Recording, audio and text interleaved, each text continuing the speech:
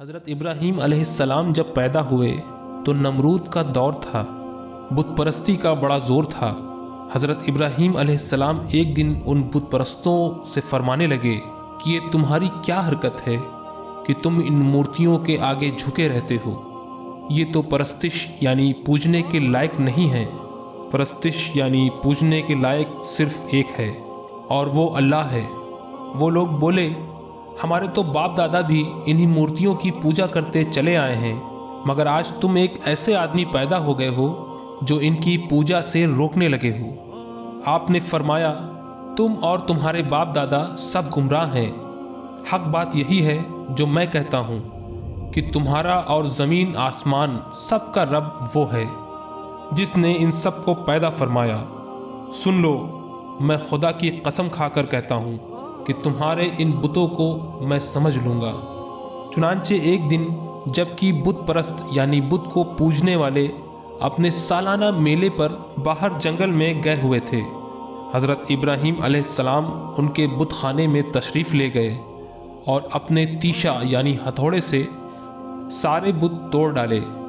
جو بڑا بت تھا اسے نہ توڑا اور اپنا ہتھوڑا اس کے کاندھے پر رکھ دیا، اس خیال سے کہ بت پرست جب یہاں آئیں تو اپنے بتوں کا یہ حال دیکھ کر شاید اس بڑے بت سے پوچھیں کہ ان چھوٹے بتوں کو کون توڑ گیا؟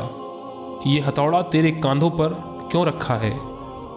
اور انہیں ان کی مجبوری ظاہر ہو، ہوش میں آئیں کہ ایسے مجبور خدا ہرگز نہیں ہو سکتے۔ چنانچہ جب وہ لوگ میلے سے واپس آئے اور اپنے بت خانے میں پہنچے تو اپنے معبودوں کا یہ حال دیکھ کر کہ کوئی ادھر ٹوٹا ہوا پڑا ہے، کوئی ادھر ٹوٹا ہوا پڑا ہے، کسی کا ہاتھ نہیں تو کسی کی ناک سلامت نہیں، کسی کی گردن نہیں تو کسی کی ٹانگیں غائب ہیں، بڑے حیران ہوئے اور بولے کہ کس ظالم نے ہمارے ان معبودوں کا یہ حشر کیا ہے؟ پھر یہ خبر نمرود اور اس کے وزیروں کو پہنچی اور سرکاری طور پر اس کی تحقیق ہونے لگی تو لوگوں نے بتایا کہ ابراہیم ان بتوں کے خلاف بہت کچھ کہتے رہتے ہیں، یہ انہی کا کام معلوم ہوتا ہے۔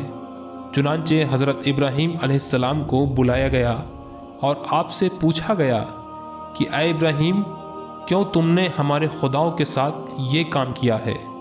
آپ نے فرمایا، وہ بڑا بت جس کے کندھے پر ہتھوڑا ہے، اس صورت میں تو یہ اندازہ لگایا جا سکتا ہے کہ یہ کام اسی کا ہے، تو پھر مجھ سے کیا پوچھتے ہو؟ اسی سے پوچھ لو کہ یہ کام کس نے کیا۔ وہ بولے، مگر یہ تو بول نہیں سکتے۔